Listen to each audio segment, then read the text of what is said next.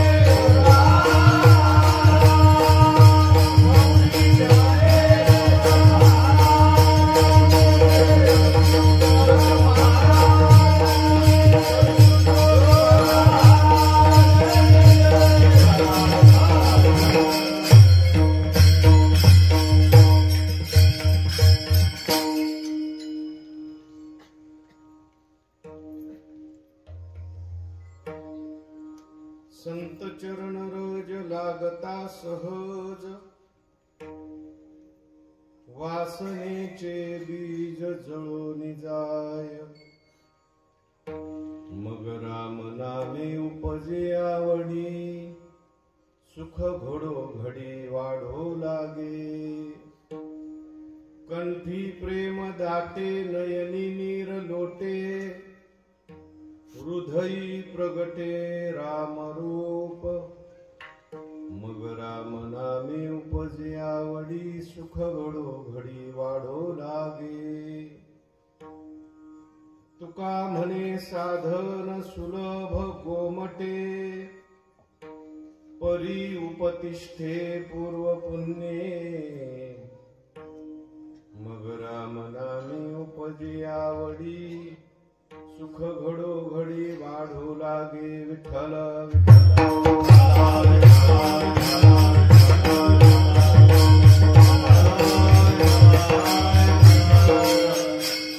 संत चरण रज लागता सहज, वासनेचे बीज जळून जाय। मग राम नामे उपजे आवडी, सुख घडो घडी वाढो लागे। पांडुरंगा करू प्रथम नमन, दुसरे चरणा संतांच्या। त्यांच्या कृपादाने कथेचा विस्तारू, बाबाजी सद्गुरु दास तुका। नमो ज्ञानेश्वरा, नमो ज्ञानेश्वरा, निवृत्ती उदारा सोपान देवा। मुक्ताबाई नमो त्रिभुवन पावनी, आद्यत्रय जननी देवाची। शरण शरण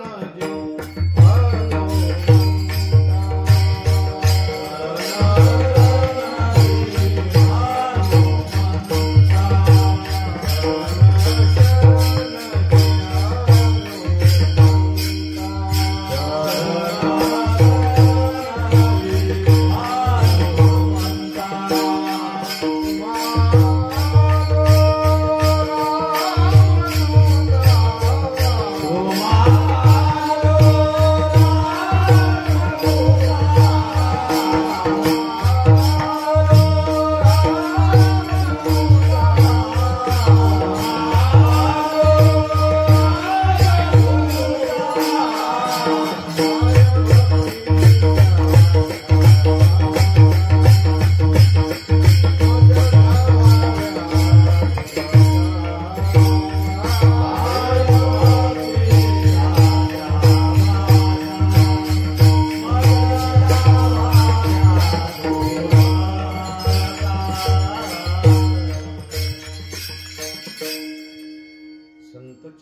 राज लागता सहज वासनेचे बीज जळून जाय मग राम नामे उपजे आवडी सुख घडोघडी वाढू लागे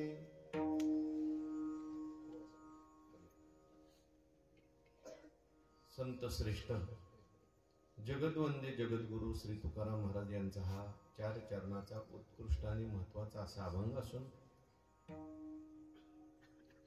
आपल्या जीवनामध्ये परमोच्च सुखाला कसं प्रगट करायचं, रामाला कसं प्रगट करायचं, त्याचं सुलभ साधन सांगणारा हा अभंग आहे. विठ्ठल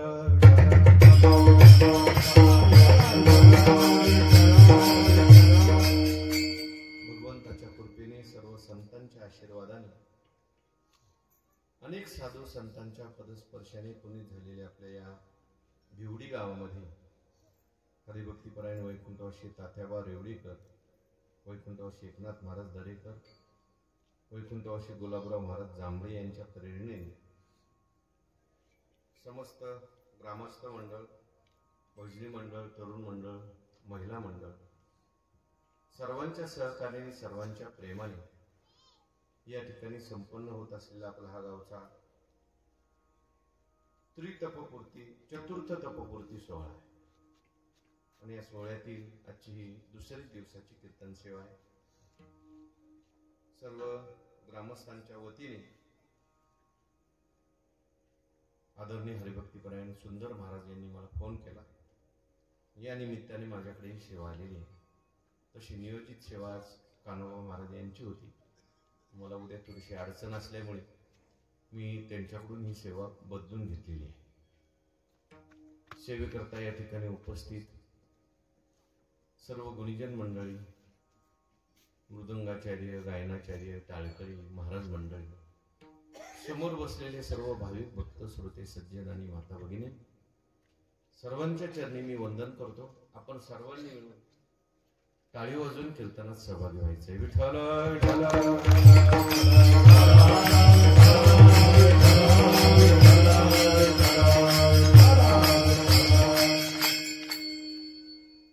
जगद्गुरु श्री तुकाराम महाराजांचा हा अभंग असून या अभंगातून महाराजांनी आपल्या जीवनात रामाला कसं प्रगट करायचंय याचं सुलभ असं साधन सांगितलं.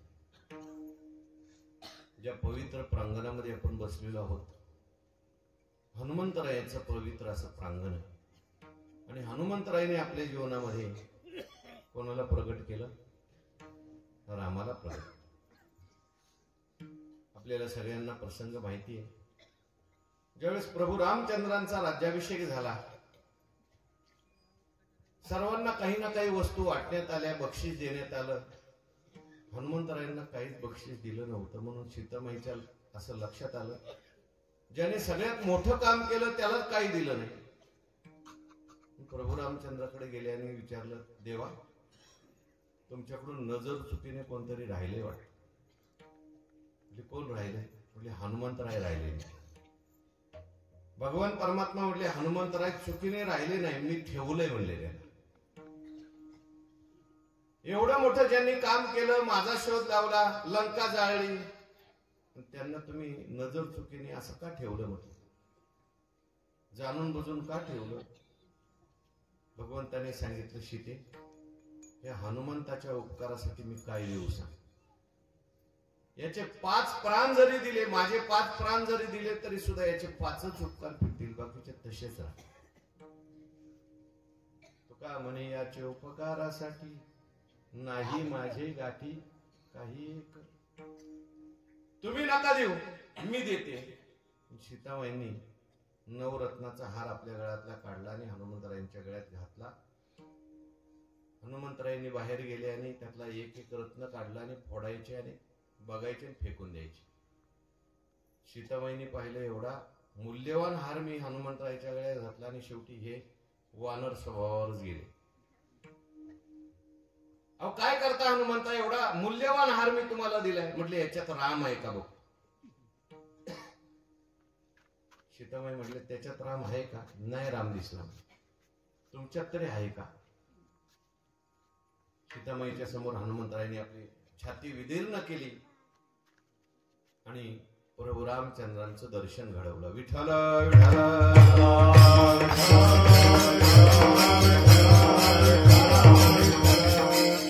धन्य त्याची माता, धन्य त्याचा पिता,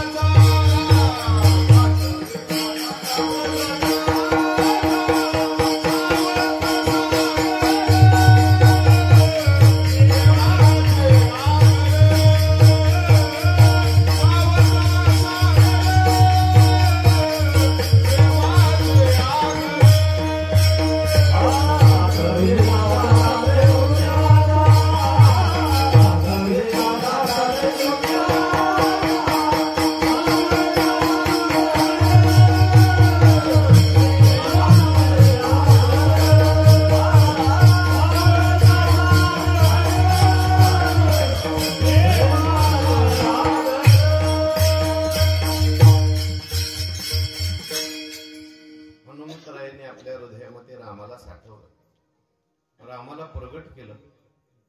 तसं तुम्हाला आम्हाला सुद्धा रामाला प्रगट करायचं. राम हृदयात आहेच बर का. तैसा हृदयामध्ये मी रामो असता सर्व सुखाचा आरामो की भ्रांतासी कामो विषयावरी. राम आहेच, पण रामाला प्रगट करायचंय. जसं आपण बाहेर राम जन्म साजरा करतो तसं आत सुद्धा राम प्रगट झाला पाहिजे. दरवर्षी आपण राम जन्म साजरा करतो, कृष्ण जन्म साजरा करतो, हनुमान जन्म साजरा करतो. मला एक जणांनी विचारलं, म्हणजे का पूर्वी रावण होता, त्याला मारण्याकरता राम प्रभूंचा अवतार झाला, राम प्रभूंनी रावणाला मारलं, आता दरवर्षी राम जन्म कशाला करायचा? पैसे खर्च करायचे, एवढा उत्सव करायचा. मी म्हटलं पूर्वी रावण होता ना आता नाही असं समजू. पूर्वी एकच होता. रावण म्हणजे कोणी व्यक्ती नाही, रावण ही वृत्ती आहे. लक्षात ठेवा, राक्षसी वृत्ती आहे. आपल्या मनात कधी कधी वाईट विचार येतात, समजायचं आपल्या मनात राक्षस आला. कीर्तनात बसल्या बसल्या झोप लागायला लागली, सांभाळायचा कुंभकर्ण आला. दुसऱ्याच्या घरात भांडण लावण्याची वृत्ती आली, समजायचं मंथर आपल्या मनात आलं. विनाकारण दुसऱ्याला त्रास देण्याची वृत्ती आली, दुसऱ्याची संपत्ती जमीन हडप करण्याची वृत्ती आली, परस्त्रीकडे पापदृष्टीने पाहण्याची वृत्ती आली की समजायचं रावण आपल्या मनात आला. विठ्ठल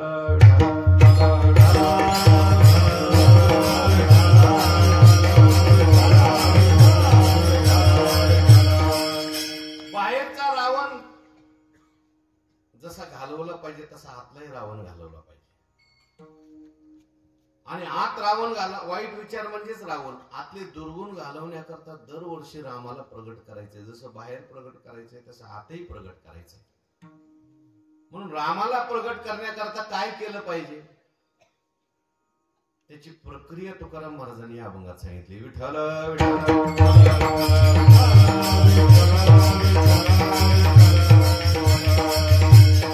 रामाला प्रगट करण्याकरता साधन जे महाराजांनी या अभंगात सांगितले ते म्हणजे संत चरण रज. संत चरण रज खूप महत्वाचं साधन आहे. संत चरण रज लागलं त्याचा परिणाम जडावर होतो. संत चरण रजाचा परिणाम जीवावर होतो. नवे नवे संत चरण रजाचा परिणाम देवावर सुद्धा होतो. जड वस्तूला संतांचं चरण लागलं त्याच्यात बदल होतो. आपल्याला माहिती आहे तुकाराम महाराजांचं चरण रज ज्या रस्त्याला लागायचं त्या रस्त्यातून विठ्ठल विठ्ठल ध्वनी यायचा. विठ्ठल विठ्ठल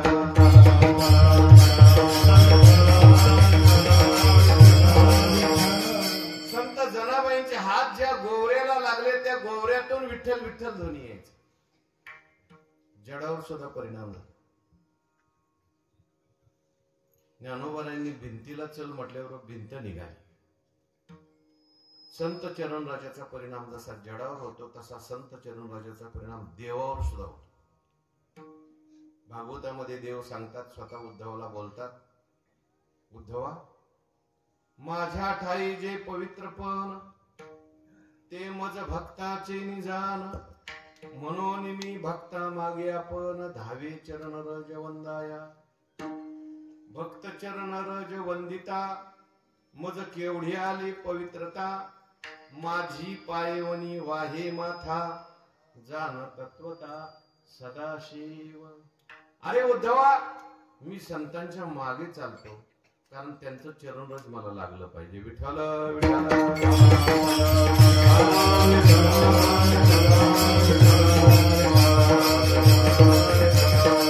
जेव्हा नामदेव महाराज तीर्थयात्रा करून आले पंढरपूरमध्ये, नामदेव महाराजांच्या तीर्थयात्रेचं उद्यापन स्वतः पांडुरंग परमात्म्याने केलं. आणि पांडुरंग परमात्मा अक्षय द्यायला निघाले नामदेव महाराजांना घेऊन. नामदेव महाराजांनी असं लिहिलंय, नामदेव महाराज पुढे चालायचे ना भगवान मागे चालायचे. नामयाची पाठी चाले की शिराज, लागावया रज चरणीचे. म्हणून देवावर सुद्धा संत चरण रजाचा परिणाम होतो, तसा संत चरण रजाचा परिणाम जीवावर सुद्धा होतो. आपण हनुमान चालिसा म्हणत असताना हनुमान चालिसेच्या अगोदर एक दोहा म्हटला जातो. ज्यांचा ज्यांचा पाठ असेल त्यांनी माझ्यावरून म्हणा. श्री गुरु चरण सरोज रज निज मन मुकुर सुधारी, बरन रघुवर विमल जसो जो दायक फलचारी. त्याचा अर्थ फार गोड आहे बरं का. कोणती गोष्ट म्हणताना पहिला त्याचा अर्थ लक्षात घ्यायचा आणि मग म्हणायचं, मग आनंद लागतो. विठ्ठल विठ्ठल.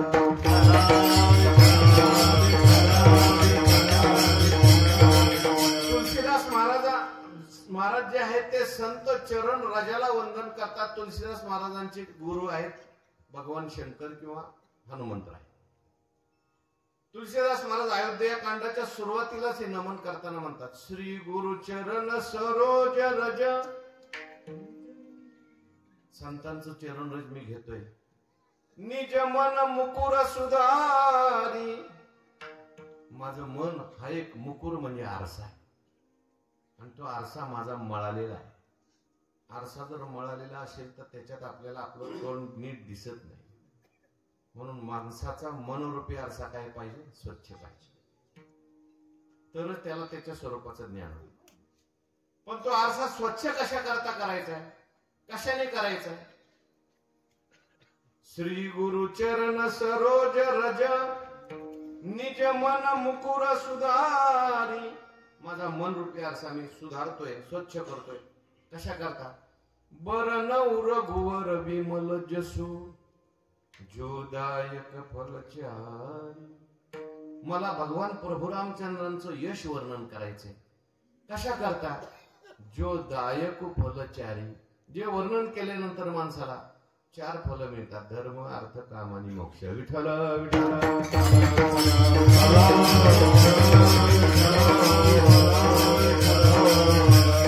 संत चरण राजाचा परिणाम जीवावर कसा होतो?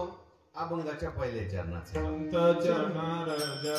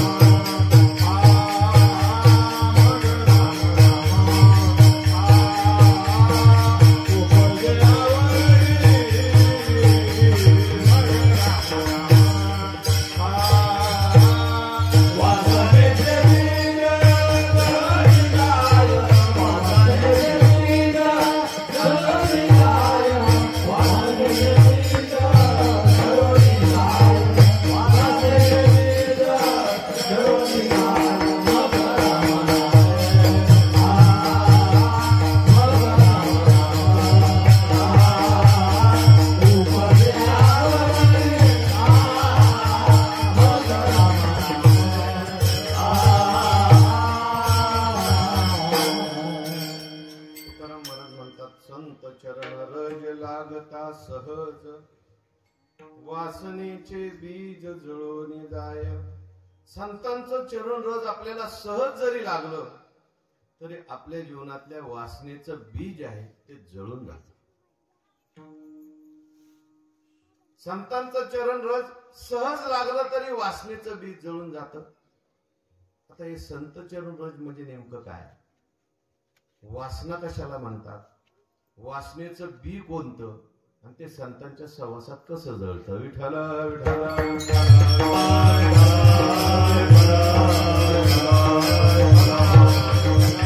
कशाला म्हणतात संत चरण रज? आपण संत चरण रजाचा एक अर्थ पाहिला, संत चरण रज म्हणजे संतांच्या पायाची धूळ. पण एवढाच मर्यादित अर्थ नाही बरं का. संत चरण रज शब्दाचा अर्थ आहे संतांचा उपदेश. ज्ञानेश्वर महाराजांचं चरण रज म्हणजे ज्ञानेश्वरी आहे. तुकाराम महाराजांचं चरण रज म्हणजे तुकाराम महाराजांची गाथा आहे, त्या गाथ्यातलं एक एक अक्षर आहे. एकनाथ महाराजांचं चरण रज म्हणजे एकनाथ महाराजांचं भागवत आहे. असा संतांचा उपदेश आपल्या सहज जरी कानावर पडला तरी आपल्या जीवनात बदल घडतो. विठ्ठल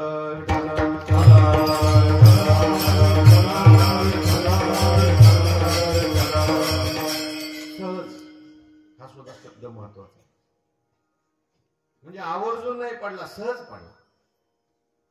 तुकाराम महाराज एकदा भंडारा डोंगरावर भजन करायला बसले होते आणि शेजारी एक गाव आहे कडूस नावाचं. तिथे गंगाराम पंत मावाळ नावाचे ग्रस्त राहतो. त्यांची म्हैस चुकली होती आणि म्हैस कुठे गेली म्हणून डोंगरावर बघत बघत ते बरोबर भंडारे डोंगरावर आले. पाहिलं तर तुकाराम महाराज भजन करत दिसले, बसलेले दिसले. तुकाराम महाराजांनी लांबून पाहिलं, कोणीतरी आलंय, आपल्याला भजन करायला एक जोडीदार आला असं वाटलं महाराजांना. पण यांची काय चुकली होती. जवळ गेल्यानंतर तुकाराम महाराज म्हणले, या टाळ घ्या, भजन करा, बसा. म्हणजे कसलं आलंय तुमचं भजन. कालपासून माझ्या डोक्याचं भजन झालंय म्हटलं. म्हैस चुकली माझी. तुम्ही माझी म्हैस पाहिली का तुकाराम महाराज. तुकाराम महाराज म्हटले, जर म्हशीच बघायच्या होत्या तर इकडे कशाला आलो असतो, देवतच थांबलो असतो. आणि तुला सुद्धा सांगतो, लक्षात ठेव, आपल्याला हे जीवन देवाने दिले ना, नुसतं म्हशी बघायला दिलं नाही, देवाला बघण्याकरता दिलं. विठ्ठल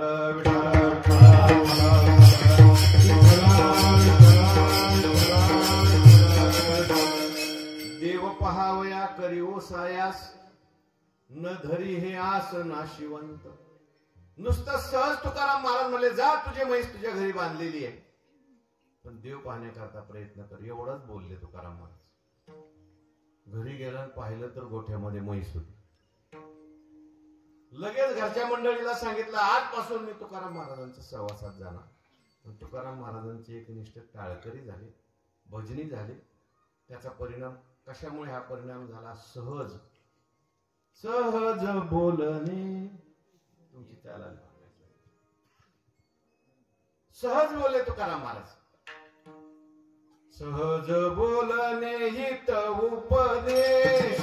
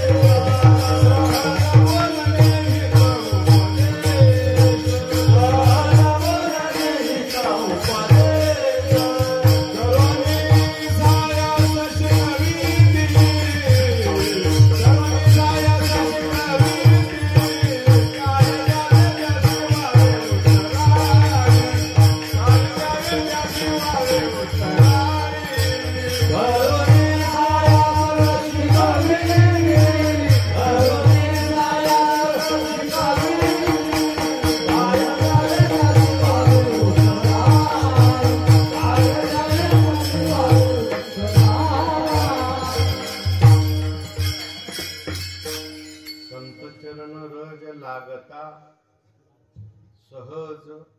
हा सहज शब्द एवढा सहज वापरला नाही बरं. सहज शब्दाचा अर्थ आहे काही प्रयोजन नसताना.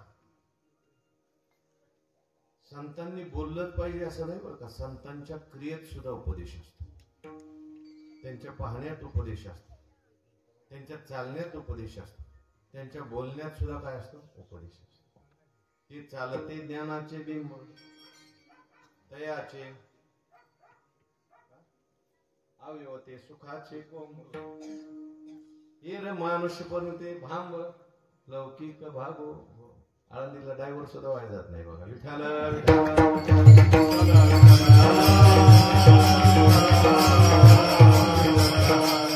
ड्रायव्हर नाही बघा, साधक गीता सगळी पाठ आहे मुखोद्गत. विठाला विठाला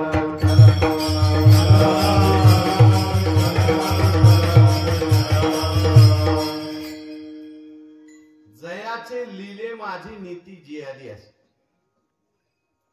अशी कोवी. म्हणून त्यांच्या क्रियेत सुद्धा उपदेश असतो. एक महात्मा होते आणि त्यांच्या भेटी करता एक सज्जन मनुष्य चालला. जात असताना रस्त्यामध्ये घर लागलं. त्या घराच्या बाहेर एक पिंजरा होता आणि पिंजऱ्यामध्ये एक पोपट होता. तो पोपट बोलायला लागला, महाराज दादा कुठं चालले तुम्ही? म्हटले मी महाराजांच्याकडे चाललो. कशाला चालले? म्हणले मी त्यांना काहीतरी विचारायला चाललोय, माझे पारमार्थिक प्रश्न. पोपट म्हटला मग माझा एक प्रश्न त्यांना विचारताल का? चाललोय म्हटल्या, तुझाही विचारून ये. काय तुझा प्रश्न आहे? त्यांना एवढं विचारून या की मी या पिंजऱ्यातून कधी सुटणार आहे. काय हरकत नाही, आता माझा प्रश्न विचारायचा आहे, तुझाही विचारून येतो. ते सज्जनग्रस्त त्या महाराजांच्याकडे गेले. महाराजांच्याकडे गेल्यानंतर नमस्कार केला आणि बसल्यानंतर म्हणले मला काही माझं पारमार्थिक विचारायचंय, पण येत असताना रस्त्यात एक पोपट होता पिंजऱ्यामध्ये, त्याने असं विचारलंय मी पिंजऱ्यातून कधी सुटणार. महाराजांनी ऐकल्याबरोबर महाराजांचे डोळे बंद झाले, हातपाय ढिले झाले, महाराज असे मागे पडले. पडल्याबरोबर समोरचा जो गेलेला ग्रस्त होता त्याने महाराजांना उचललं, पाणी वगैरे पाजलं. म्हणजे आज महाराज तुमची तब्येत बरोबर नाही, मी उद्या येतो, माझा प्रश्न उद्या विचारतो. महाराज तुमची तब्येत बरोबर. महाराजांना ठेवलं, निघाला रस्त्याने. गेला रस्त्याने जात असताना पोपटाने अडवलं, काय झालं माझ्या प्रश्नाचं? विचारलं का माझा प्रश्न? म्हणजे अरे आज महाराजांची तब्येत बरोबर नव्हती, उद्या जाताना तुझा प्रश्न विचार. दुसऱ्या दिवशी जायला निघाला, पोपटाने सांगितलं आठवणीने विचारा बरं का माझा प्रश्न. हो आज विचारणार आहे. गेला महाराजांच्याकडे. गेल्यानंतर परत महाराजांना नमस्कार केला, म्हटला माझा प्रश्न विचारायचा, पण त्याच्या अगोदर पोपटाने विचारलंय मी या पिंजऱ्यातून कधी सुटणार. प्रश्न विचारला. महाराजांनी डोळे बंद केले, हातपाय ढिले केले, महाराज पडले. बोला काल तब्येत बरी नव्हती, आज परत कशी काय बिघडली? जे अर्थी प्रश्न विचारला का तब्येत बिघडते, त्या अर्थी प्रश्नात काहीतरी गडबड असली पाहिजे. महाराजांना परत उठवलं, पाणी पाजलं आणि त्याने विचार केला की आता उद्या यायचं, पण या पोपटाचं विचारायचं. परत जायला लागला घरी. पोपटाने अडवलं, काय झालं माझ्या प्रश्नाचं? म्हणजे बाबा तुझा प्रश्न विचारू नको, तुझा प्रश्न विचारला का महाराजाची तब्येत बिघडते. तब्येत बिघडते म्हणजे काय होतं? डोळे बंद करतात, हातपाय ढिले करतात आणि महाराज पडतात. पोपट म्हणला मग माझ्या प्रश्नाचं उत्तर महाराजांनी दिलं बरं का? दिलं. काय दिलं? तुला कळलं नाही का? म्हणजे मला नाही कळलं बाबा, मला कळलं. म्हटलं काय कळलं? म्हटलं तुम्ही थोडेसे लांब उभे राहा. त्या माणसाला लांब उभं केलं आणि पोपटाने जसं महाराजांनी केलं होतं तसं पिंजऱ्यातल्या पिंजऱ्यात केलं. महाराजांनी काय केलं? डोळे बंद केले, हातपाय ढिले केले आणि पिंजऱ्यातल्या पिंजऱ्यात पोपट पडला. मालक आला आणि बघितलं पोपट जे आरती पडलेला आहे त्या आरती मेलेल्याला कोण ठेवलं पिंजरे? पोपट जे अडकलेत ना सगळे हे वळवळ करणार आहेत. मग रिटायर पोपटा करताय तुम्ही, जेवढी वळवळ करणार तो पण पिंजरा सुटणार नाही. विठ्ठल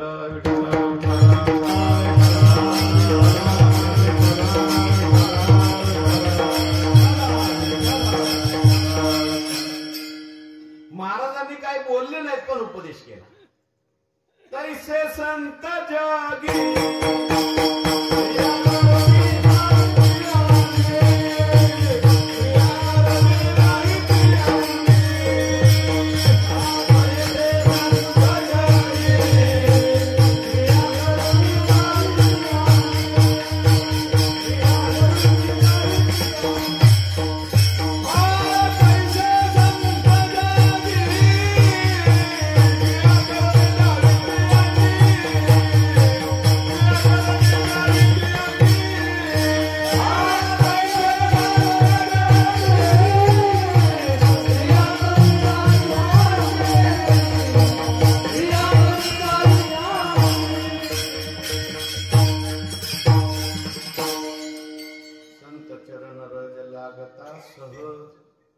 इथपर्यंत आपण आलो.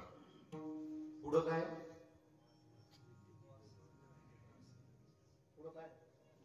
वासनेचे बीज जळोने जाय. मी कशा करता विचारतोय? वक्त्याचा आणि श्रोत्याचा संवाद झाला. वक्ता सुद्धा जाग, श्रोता काय असला पाहिजे, पण वक्ता जो बोलतो तो श्रोतेच्या अवधानाचा चारा घेऊन बोलत असतो. श्रोते जेवढे जागृत तेवढं वक्त्याला स्फुरण जास्त आहे. नाही तर बऱ्याच ठिकाणी आम्ही जातो, समोर बसलेली माणसं असतात, त्यांच्या चेहऱ्याकडे बघितलं असं वाटतं ही पोचून आले बघा आताच कोणाला. तिथं नाही कोणी तसं. आपण अवसानात विचारायचं, अवसानात सांगायचं.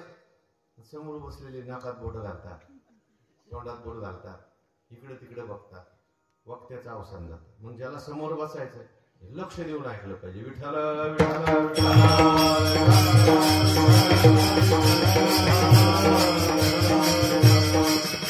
संत चरण रज लागता सहज. पुढं काय? वासनेचे बीज जळून जाय. कोणत्या पदावर काय व्याख्यान चाललंय? आता कोणता पद सुरू झाला? आता कोणता अक्षर सुरू झालं? हिची जर सवय लागली तर मग आपल्याला कळेल. महाराज अभंग बोलले का? अभंग सोडून बोलले.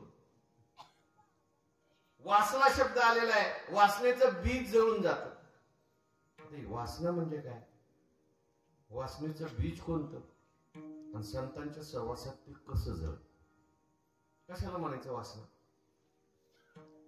वासना शब्दाचे अनेक अर्थ आहेत. सरळ सोपा अर्थ सांगतो. वासना म्हणजे काय? इच्छा वेगळी आहे ना वासना वेगळी. आपल्याला जे आवश्यक आहे ते असावं असं वाटणं त्याला म्हणायचं इच्छा. आणि आवश्यकता नसताना असावं असं वाटणं त्याला म्हणायचं वासना. कळलं का तुम्हाला? जे आपल्याला गरज आहे ते असावं असं वाटणं त्याला म्हणायचं इच्छा. आणि गरज नसताना असावं असं वाटणं त्याला म्हणायचं वासना. उदाहरणार्थ भूक लागली की जेवावं असं वाटणं याला काय म्हणायचं? इच्छा. आणि जेवल्यावर तंबाखू खावं वाटणं याला काय म्हणायचं? वासना. तहान लागल्यानंतर पाणी प्यावंसं वाटणं इच्छा. आणि भलत सलतच प्यावंसं वाटणं. आपल्याला कपडे असावे वाटणं इच्छा. प्रत्येकाला इच्छा आहे, प्रत्येकाला कपडे पाहिजे. पण किती कपडे असले तरी आणखीन कपडे असावेच वाटत. दुसऱ्याचं बघितलं की तसंच असावं वाटत. याला काय म्हणते? आपल्याला घर असावं वाटणं इच्छा आहे. भावाचं घर आहे आपल्याच नावा असावं वाटणं. सगळ्याचं आपल्यालाच मिळावं असं वाटणं वासना. माणसाच्या जीवनात दुःख आलंय ते इच्छेमुळे का वासनेमुळे? वासनेमुळे.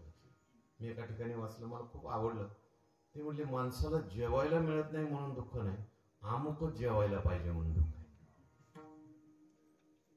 माणसाला कपडेच नाहीत म्हणून दुःख नाही, दुसऱ्यासारखे मला का मिळत नाही म्हणून दुःख आहे.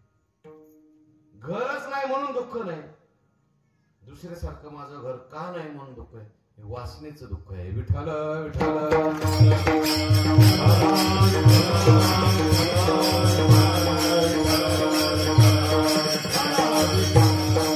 मला सांगा रावणाला काय कमी होतं?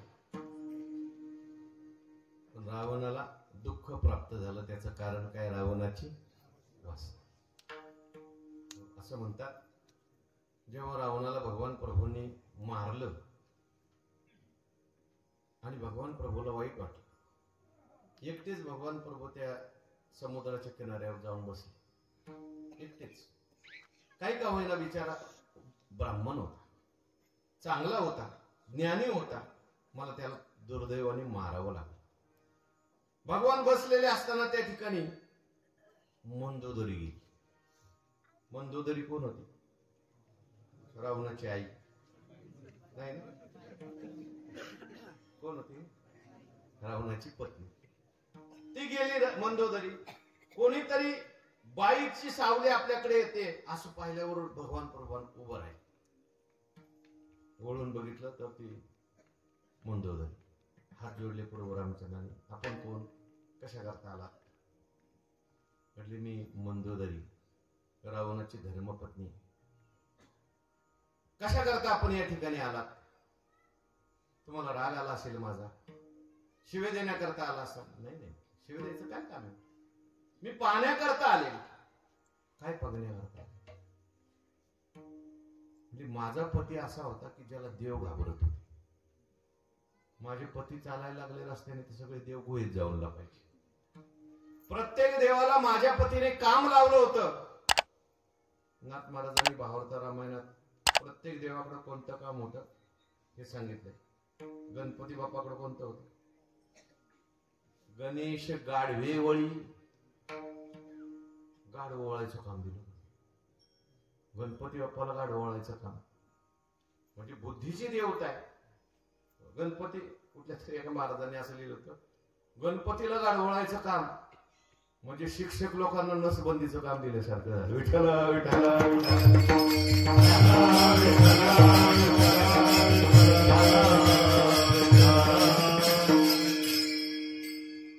एक शिक्षक मला भेटले, आम्ही शिकवायचं कधी, दुसरीच कामं जास्त असतात आमच्या मागे.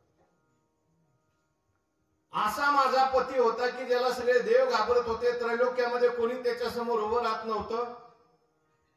आणि अशा माझ्या पतीला मारणारा कोण आहे, असं त्याच्यात काय विशेष आहे हे बघण्याकरता मी आले. प्रभू रामचंद्राने हात जोडल्यामध्ये तुम्हाला काय माझ्यात विशेष दिसलं का?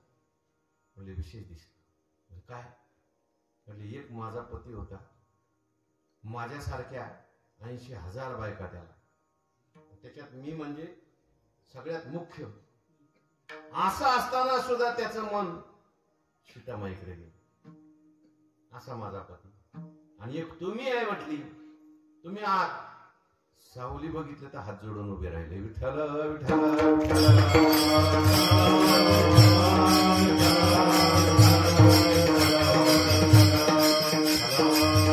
आणि ही विशेषता आहे तुमच्यामध्ये. कशा करता सांगतोय, वासने करता. ही वासना फार विचित्र आहे. वासना माणसाला जन्मभर तो दुःख देतेच, पण वासना माणसाला मेल्यावर सुद्धा सोडत. नाथ महाराजांचा प्रमाण आहे, जन्म घेणे लागे वासनेचा संगे, जन्म घेणे लागे वासनेचा संगे, जन्म घेणे लागे वासनेचा संगे,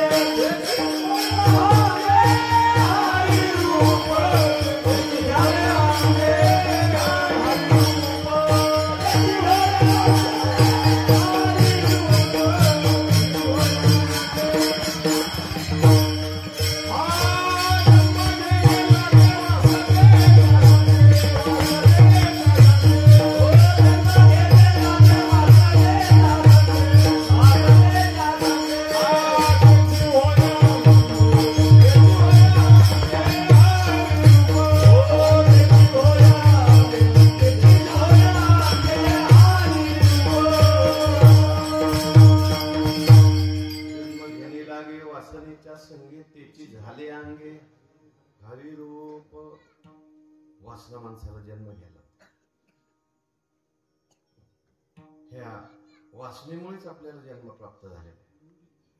माणसाला जीव का व्हावं लागलं वासने, स्त्री का व्हावं लागलं वासनेमुळे, पुरुष का व्हावं लागलं वासनेमुळे, गरीबाच्या घरी जन्म का वासनेमुळे, श्रीमंताच्या घरी जन्म का वासनेमुळे. सगळं वासनेमुळे. लक्षात ठेवा, वासनेचा संबंध पूर्वजन्माशी असतो. आणि म्हणून वासना खूप वाईट आहे. कुठतरी परवा गीता प्रेसच्या पुस्तकामध्ये गोष्ट आहे. गावात एक शेट्टी होते आणि मोठा त्यांचा धंदा चालायचा. त्यांच्याकडे एक कामाला एक ग्रस्त यायचा. त्या कामाला येणाऱ्या ग्रस्ताला त्यांनी आपला भागीदार म्हणून करून घेतलं, बिझनेस मध्ये पार्टनर. गावातले लोक म्हणायला लागले चांगली गोष्ट आहे.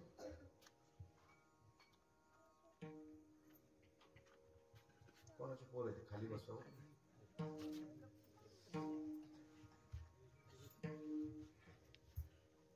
भागीदार करून घेतलं, चांगला धंदा चालायला लागला. दोघही काहीतरी त्यांना खूप पैसे मिळाले, मग मुंबईला गेले.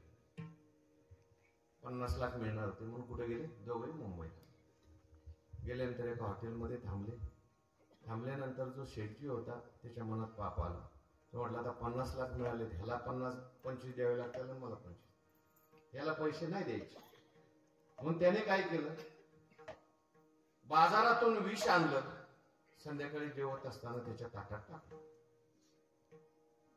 समोरचा मनुष्य म्हटलं मी आजारी नव्हतो, काय नव्हतं, एकदम मला उचक्या कशा काय लागल्या, रक्ताच्या उलट्या कशा काय झाल्या. त्याच्या लक्षात आलं दगा फटका झाला. शेठजीने माझ्यावर काय केलं, दगा फटका केला ते लक्षात, पण आता काय करता येत नाही. तो मेला. मेल्यानंतर शेठजी 50 लाख घेऊन गावात आला. गावात सगळे लोक विचारायला लागले होते, भाऊसाहेब आले होते, काय झालं त्यांचं. तुम्हाला माहिती नाही का म्हणला, मुंबईला मोठा रोग कोरोना सुरू झालेला आहे आणि कोरोनाच्या त्या तडाख्यात तो सापडला आणि तो मेला ना तिकडे. सगळ्या लोकांना खरं वाटलं, शेठजी कशाला खोटं बोलतील म्हटलं. गेला असेल तो. शेठजीला मूलबाळ नव्हतं.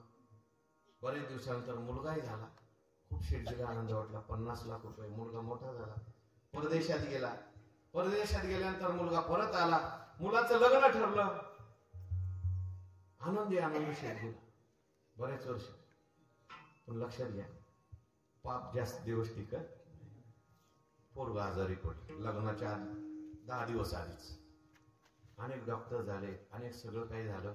सगळं झाल्यानंतर काय डॉक्टरने शेवटी सांगितलं, शेठजी पोरगं काय तुमचं वाचत नाही.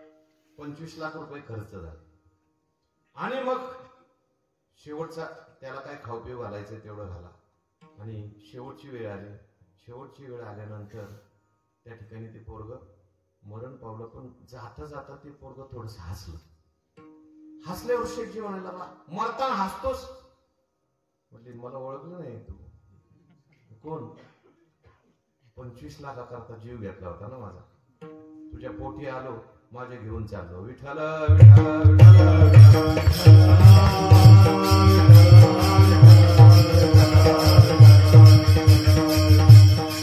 वासना. वासनेत काही प्रकार आहेत.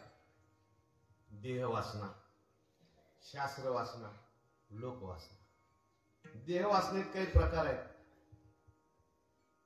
आरोग्य वासना, आयुष्य वासना, सौंदर्य वासना. माणसाला असं वाटतं आपण कधी आजारीच पडू नये.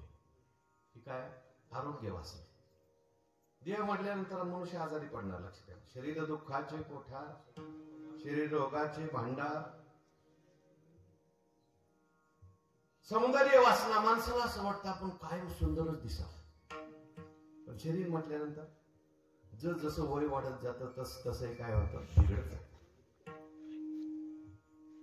काळं आहे ते काय होतं, पांढरं होतं. पण माणसं परत पांढऱ्याचं काळं करून करा. करू नका असं मी म्हणत नाही, पण जाणून करा हे पांढरं आहे. विठ्ठल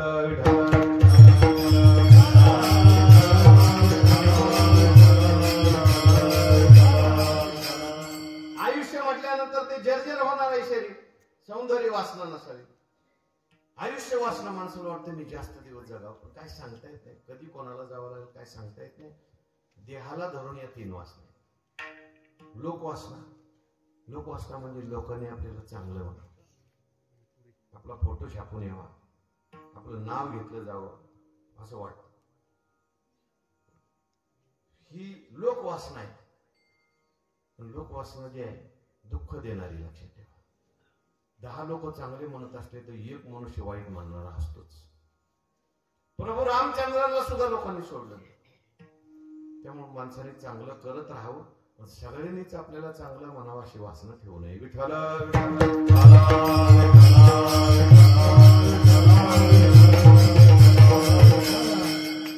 आमच्या संस्थेमध्ये आमचे गुरुनाम गुरु होऊन गेले, आजी गुरु होऊन गेले मामासाहेब दांडेकर. पुण्याला ते SP कॉलेजमध्ये 30 वर्ष प्राचार्य होते. पण त्यांच्या कीर्तनामध्ये ते असा फोटो काढून द्यायचे. एका माणसाने जबरदस्तीने फोटो काढला. मामा त्याच्यावर रागवले, त्याला बोलून घेतलं, कशा करता तो फोटो काढला. म्हटले असू दे मामा, तुम्ही गेल्यानंतर तुमचं ध्यान करायला आम्हाला तुमचा फोटो उपयोगाला आहे. मामा रागवले. म्हटले अरे मूर्खा, मी जन्मभर अभ्यास केलाय, हे मड म्हणजे मी नाही, कशाला मला त्याच्यात घालतो. विठ्ठल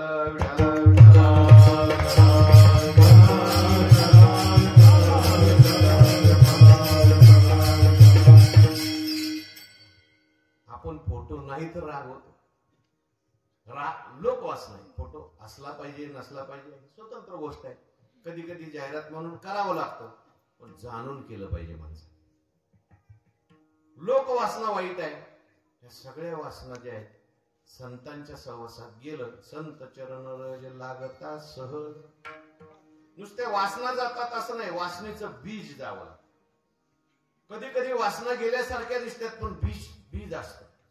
उदाहरणार्थ झोपेत कुठलीच वासना नसते पण वासनेचं बीज असतं.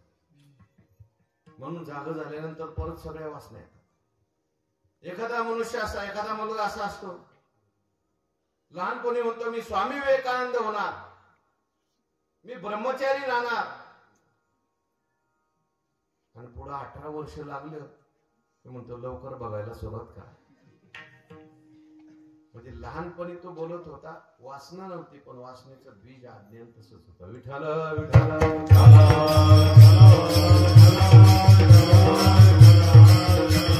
संतांच्या सहवासात हे वासनेचं बीज जातं. वासनेचं बीज आहे अज्ञान. मी संतांच्या सहवासात गेलं ते ज्ञान पैगा बरवे, जरी मनी अथे आणावे तरी संताया बजावे सर्वस्वेश.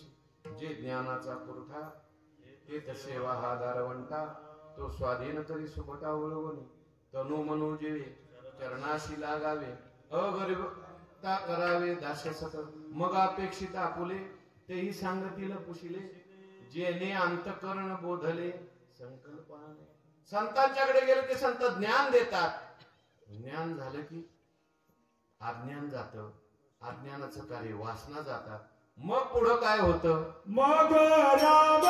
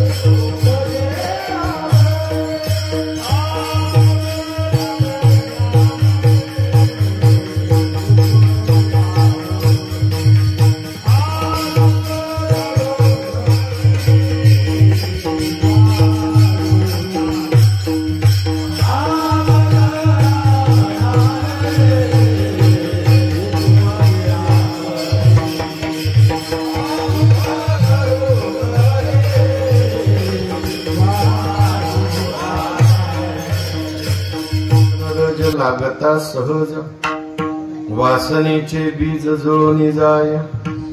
मग पुढं काय होतं? मग राम नामे उपजे आवडी सुख घडोघडी वाढू लागे. मग आपल्या जीवनामध्ये राम नामाची आवड निर्माण होते. अगोदर संत चरण रज लागावं लागतं, वासनेचं बीज जावं लागतं आणि मग पुढे आवडीचा परमार्थ सुरू होतो. नाहीतर परमार्थ सुद्धा माणसाचा सगळा वासनेचा. विठ्ठल विठ्ठल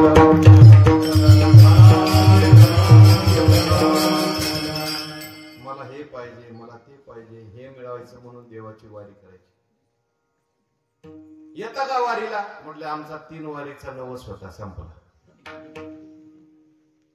न करणाऱ्यापेक्षा करणारा चांगला, पण आवडीचा परमार्थ खरा, वासनेचा परमार्थ खरा नाही. संतांच्या सहवासात गेलं की आवड निर्माण होते. परमार्थ नडीचा नसावा, सवडीचा नसावा, आवडीचा. मग राम नामे उपजे आवडी. आवड कशाला म्हणतात? आवड असली की माणसाला कंटाळा येतो, आवड असली की माणसाला लाज वाटत, आणि आवड असल्यानंतर माणसाला परत परत ती गोष्ट करावी वाटते. विठ्ठल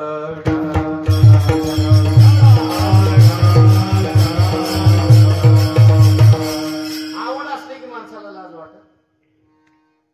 चांगलं असू दे का वाईट असू दे, ज्याची आवड आहे त्याची लाज वाटत.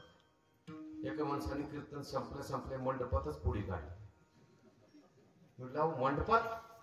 म्हटलं काय करायचं, आवड आहे मला, लाज वाटत. तसं चांगल्या गोष्टीची सुद्धा माणसाला आवड असेल ना, लाज वाटत. काही काहींना माळ घालायला लाज वाटत. एक जण आला, म्हटलं मी घातल्यास ती माळ, पण मला लोक बुवा म्हणते. म्हटलं तू काय बाई आहेस का? घाल ना माळ, काय फरक?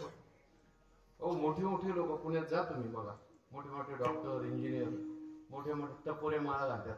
मोठ्या मोठ्या अधिकारी महिला टपोरे माळा घालतात, गंध लावतात. इस्कॉन मध्ये जाऊन बघा तुम्ही, बाया गंध लावतात. विठ्ठल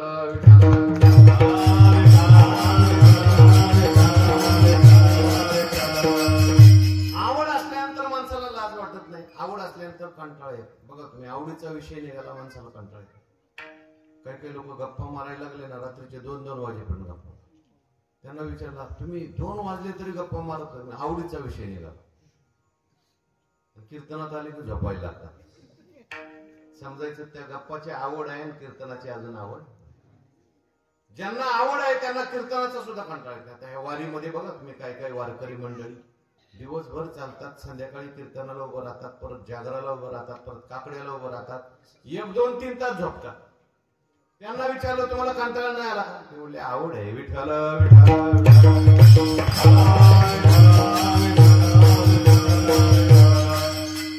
राम नामाची आवड निर्माण होणं, त्याच्याकरता खूप माणसाला पुण्य पाहिजे. मला एक नेहमी प्रश्न पडतो, देवाचं नाव सोपं का अवघड? समोर बसलेल्यांनी सांगावं, सोपं आहे का अवघड आहे? जवळ बसलेल्यांनी सांगा, देवाचं नाव सोपं का अवघड? तुमचं काय मत आहे? सोपं का अवघड? जे म्हणतील सोपं आहे त्यांना मी विचारणार, तुम्ही किती नाव घेता दिवसभर? नाव घ्यायला सोपं आहे, पण यायला अवघड. घ्यायला सोपं आहे. राम म्हणायला काय लागतं? रामात किती जोड अक्षर आहे? रला काना रा आणि मग, पण येत नाही ना. विठ्ठल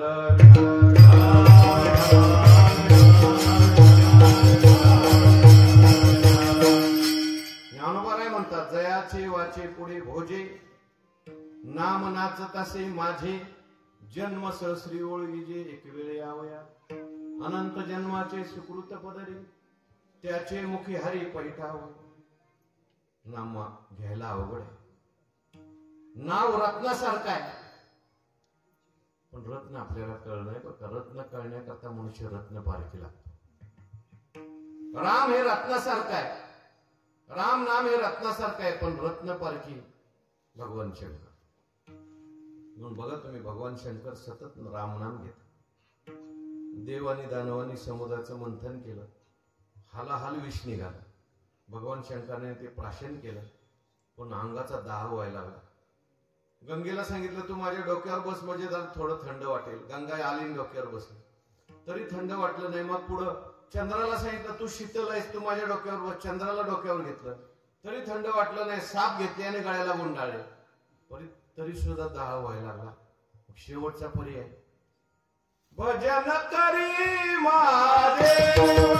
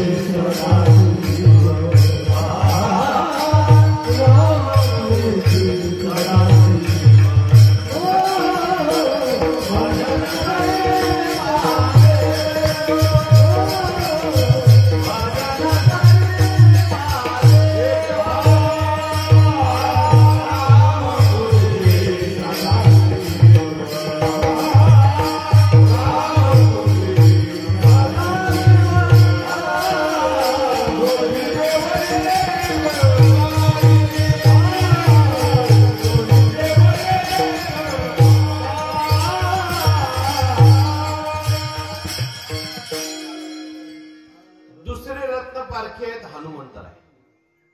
हनुमंतराय सुद्धा सतत रामनाम येतात. सतत रामनाम. एकदा हनुमंतराय रामनाम घेत होते, तिथे रामचंद्र प्रभू आले तरी सुद्धा हनुमंतरायचं चालूच आहे. श्रीराम जय राम जय जय राम, श्रीराम जय राम जय जय राम, श्रीराम जय राम जय जय राम, श्रीराम जय राम जय जय राम, श्रीराम जय राम जय जय राम, श्रीराम जय राम जय जय राम, श्रीराम जय राम जय जय राम, श्रीराम जय राम जय जय राम.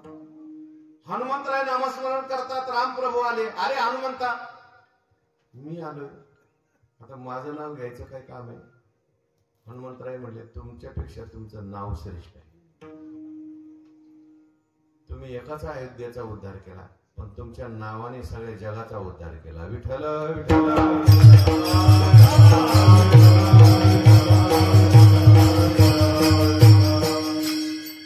म्हणून मग राम नामे उपजे आवडी, सुख घडोघडी वाढू लागे.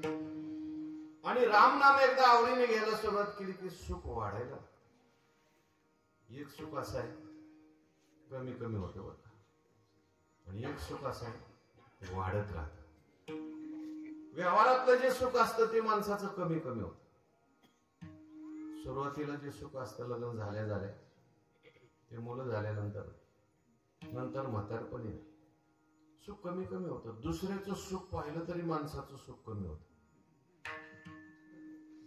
तुमच्याकडे शेतीचं नगदी पीक कोणतं आहे? ऊस. एका माणसाला ऊसात एकरामध्ये किती लाख होता तुमचा? 50,000. 50 टन म्हणजे किती लाख झाले? 15, 1.5 लाख. एका माणसाला 2 लाख झाले. सुख वाटलं का दुःख वाटलं सांगा? सुख वाटलं. दुसऱ्या दिवशी चेहरा पडला. म्हटलं का चेहरा का पडला? म्हटला मला 2 लाख झाले पण शेजारच्याला त्याच एकरात 3 लाख झाले. म्हणजे दुसऱ्याच्या सुखातून सुख वजा झालं. याला म्हणायचं लौकिक सुख. एक दुःख जीवनात आलं सगळं सुख वजा होऊन जात. पण परमार्थात सुख असं आहे, सुख या संत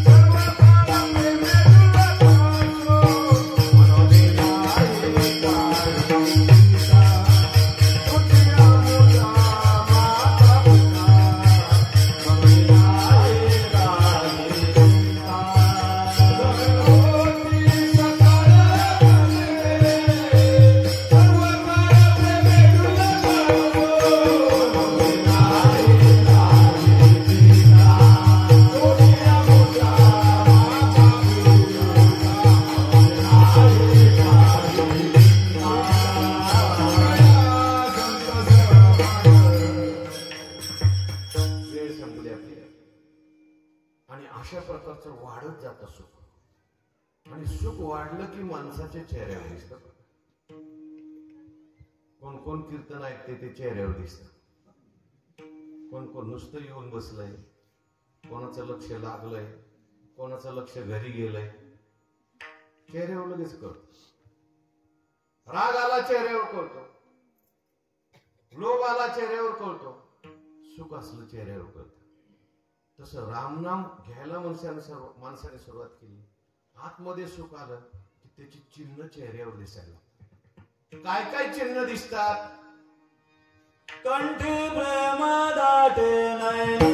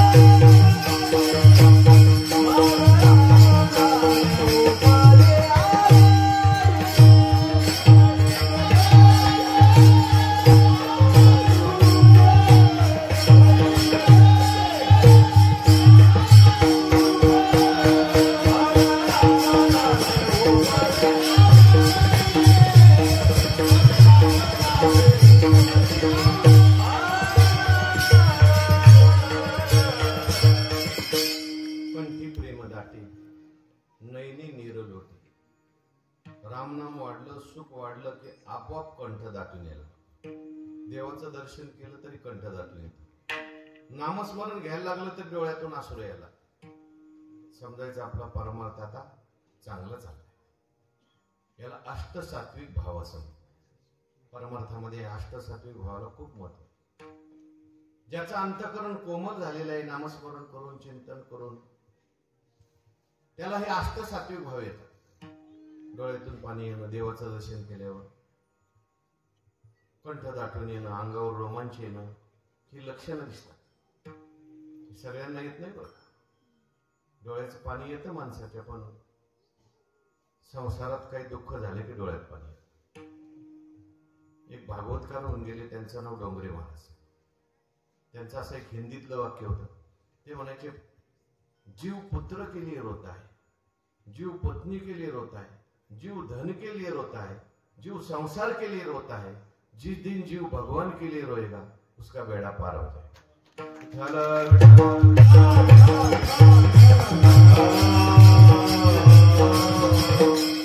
कंठी प्रेम दाटे नैनी निरलोटे हृदय प्रगटे. आणि पुढे राम रूप प्रगट होतं हृदयामध्ये. असं हे साधन जे आहे, तुका म्हणे साधन सुलभ गोमटे परिउपतिष्ठे पूर्व पुण्य. ज्याचं पूर्व पुण्य असेल त्यालाच हे साधन प्राप्त होतं. शेवटच्या चरणात सांगितलं, पूर्व पुण्य जर नसेल तर माणसाला आवड निर्माण होते. पूर्व पुण्य असेल तर लांबून कीर्तन ऐकायला येणार, पुण्य नसेल तर शेजारच्या घरातला असला झोपणार. पुण्य जर असेल तर इथं येऊन सुद्धा झोपणार. पुण्य नसेल तर ज्याचं पुण्य आहे तो टाळी वाजवणार, नामस्मरण करणार. आता बघा कोणाचं पुण्य. टाळी वाजवायची, नामस्मरण करायचं. पुरुष मंडळींनी माझ्याबरोबर म्हणायचंय, माता भगिनींनी मागे म्हणायचंय, सगळ्यांनी टाळी वाजवायची. विठोबा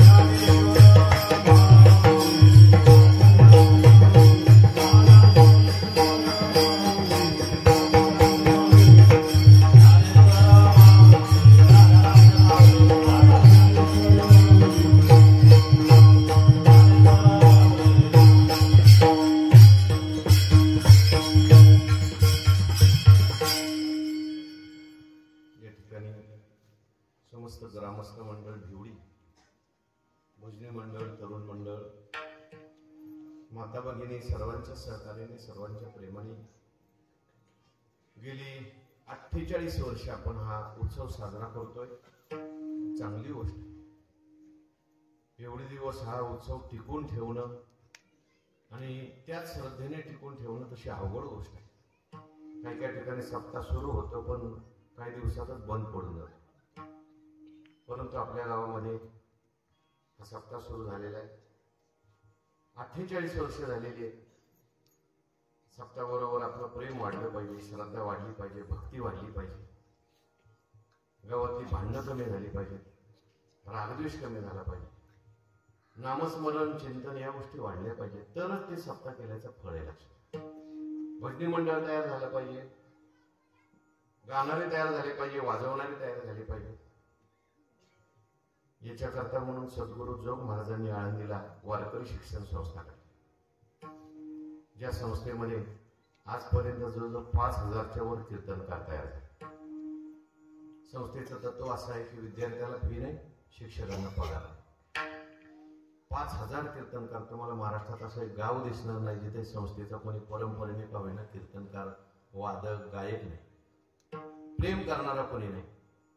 संस्थेने पंढरपूरला सुद्धा शाखा काढलेली, जिथे 7वी ते 10वीतल्या मुलांना शिक्षण दिलं जातं. तिथं सुद्धा कुठल्याही प्रकारे फी घेतली जाते.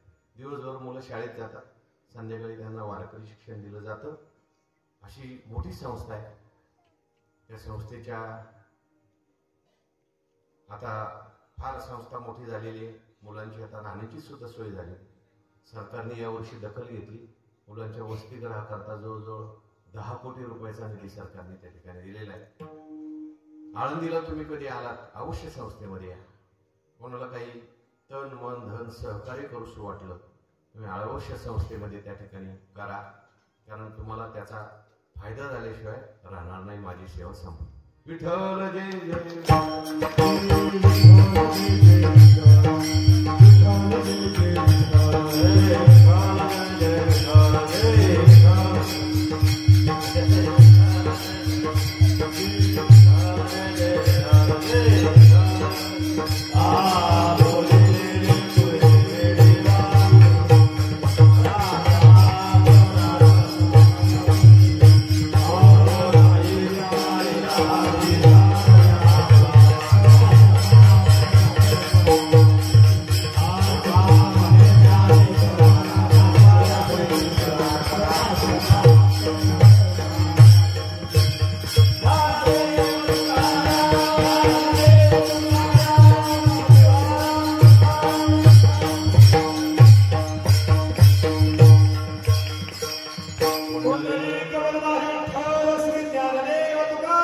पंढरीनाथ भगवान की जय, मौली ज्ञानेश्वर महाराज की जय, जगद्गुरु तुकाराम महाराज की, पवन सुत हनुमान की. 2 मिनिट थांबा, बसून राहा. 2 मिनिट 2 मिनिट.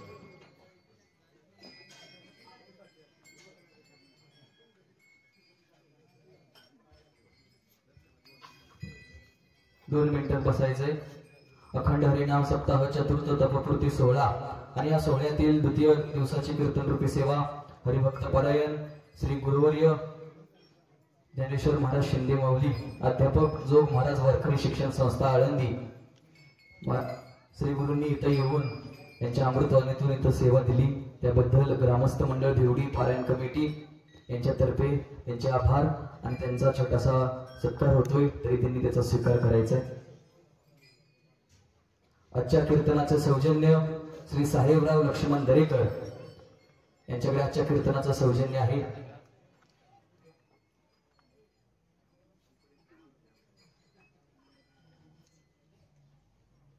कुंडली वरदा हरी विठ्ठल श्री ज्ञानदेव तुकाराम पंढरीनाथ भगवान की जय.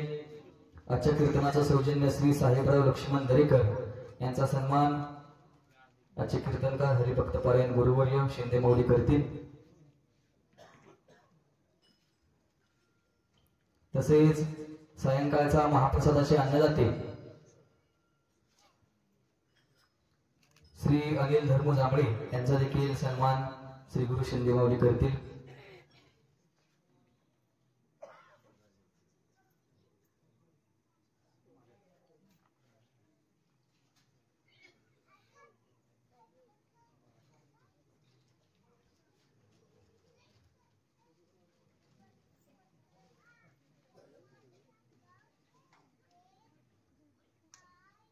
तसेच माऊली कोणा सांगे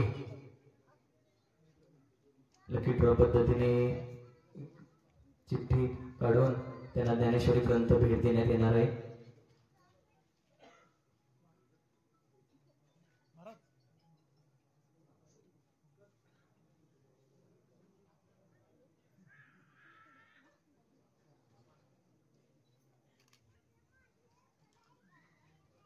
माऊली कोणा संगे पुष्पा दरेकर, पुष्पा सिद्धनाथ दरेकर यांना ज्ञानेश्वरी ग्रंथ भेट देण्यात येणार आहे.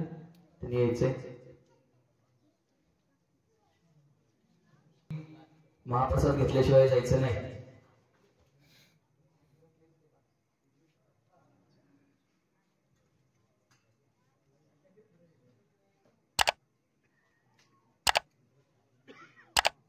ज्यांना ज्ञानेश्वरी ग्रंथ भेटलेला आहे त्यांनी उद्यापासून ज्ञानेश्वरी वाचायला बसायचं.